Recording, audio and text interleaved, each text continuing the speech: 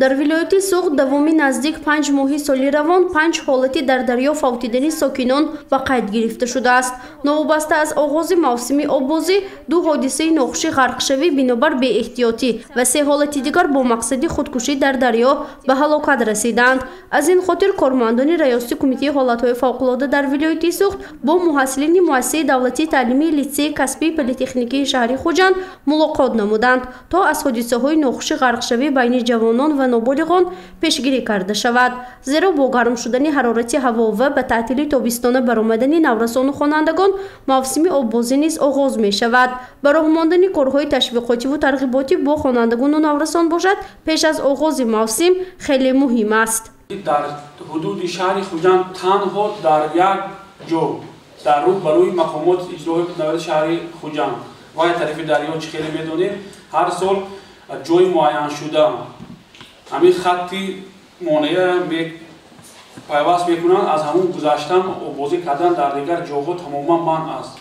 بسیار حالت ها در پایان میکروناحیه 13 و 8 میکرایون یا در مجموعه باغ فرهنگی و فراغتی با نوروزگاه ما دیدن همین رابطه نوروزگاه که صحبت کردیم حالت های شده است که ما به نوار گرفتیم شهروندان همین پنجره یا سینتور کشیدگی یا با انبور یا با تجهیزات مخصوص میبرند میدرون آباز میکنند جان خود و حیات نزدیکان خود در زیر خطر میکنند. ضمن ملاقات به تعلیم گیرندگان عاید قاعده های بی‌خطری آببازی معلومات داده شد. مسئولین از بی احتیاطی چند نفر نابالغانی که در موسم آببازی سال گذشته غرق شده فوتیدند به محصلین لیسه معلومات داده تاکید کردند که در موضع‌های برای آببازی منع شده وارد آب نشوند و حیات خود را زیر خطر نگذارند. همچنین اطلاع داده شد که سالهای آخر حالت‌های با مقصد خودکشی خود را به دریا پرتافتنی نابالغان و جوانان و زنان و دختران نیز یک مسئله تشویش‌آور باقی مانده است. زیرا با وجود گذراندن کارهای ترغیباتی و تشویقاتی با ساکنان این گونه حالت‌ها در موسم آببازی همه ساله به مشاهده می‌رسد. هنگام به تعطیل برآمدن حتما همین قاعده‌های آببازی رعایت کنید. آببازی کرده نمیتونیم بهترش به همون موضع‌ها نرویم. بعضی جاهایی که هست در همین دو طرف ساحل دریای سیر تیزابه و به نظر شما همین خیلی آرام میتوبه دریای سیر جایی که شما میرین آببازی میکنین یا جوره بازی کردن میرین. امروز حاضر هرچند موسم آببازی از 1 ایون سال 2023 آغاز میشود ولی موسم آببازی ناماده است لیکن با بنابر سبب تغییرات باد و هوا میبینین که علاقه حرارت هوا بلند شده است. امروزها در همه شهر و ناحیه ها در حوزه در بسیار حالت های رخ داده است. در حدود ناحیه مسجد کانال به میروند ممکن وای باشند کانال با آببازی کنی میروند وای هم خوفناک کانال.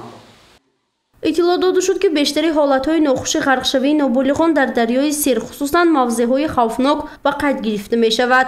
بجز این با مقصد آببازی گروه شده به دریا فرآمدن نورسان نیز نگرانی نجات دهندگان کمیته حالت‌های فوق‌العاده را دوچند کرده است. زیرا هنگام رعایت نکردن قاعده‌های درستی آببازی همه آنها یکباره غرق می‌شوند. 4 کس 5 کس می‌رود 2-3 کس آببازی می‌کند یکتاش نگاه کردن می‌ایستد میگوید که تو آببازی کردن نمی‌تونی و یا میگیرند در میون مزاق میکنند و میدارند آببازی نمیتونند میبرند. دیدی که 4 کس 3 کس 1 کس نیست.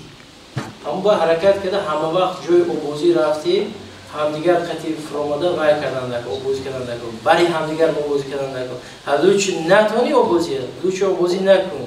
در ادامه ملاقات نجات دهندگان ریاستی کمیته حالت‌های فوق‌العاده به تعلیم گیرندگان لیسه طرز رسانیدن کمک اولین هنگام شاهدی حادثه غرق شوی شدن را نشان دادند. آنها طرز درستی از آب برآوردن شخصی غرق شده ایستاده را به نورسان فهمانیدند. تعلیم گیرندگان لیسه هم از اشتراکشان در ملاقات مذکور اظهار قناعتمندی نمودند زیرا عاید قاعده‌های بی‌خطری آببازی به خود معلوماتی ضروری گرفتند.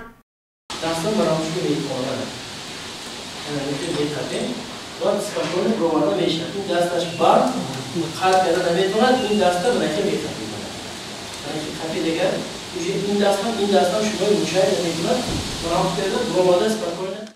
дар ҷанбасти мулоқот ба ҳамаи иштирокчиён брошюраи худ маълумотнома оиди қоидаҳои бехатарии обозӣ ва мавзеъҳои барои обозӣ манъ шуда тақсим карда шуд. Масъулини раёсати кумитаи ҳолатҳои фавқулодда дар вилояти Суғд гуфтанд ки чунин мулоқоту вохӯриҳо то оғози мавсими обозӣ дар ҳамаи муассисаҳои таълимӣ ва коллеҷу литсейҳо бо навбат гузаронда мешавад то аз ҳодисаҳои нохуши ғарқшавӣ байни ҷавонон ва ноболиғон пешгирӣ карда шавад.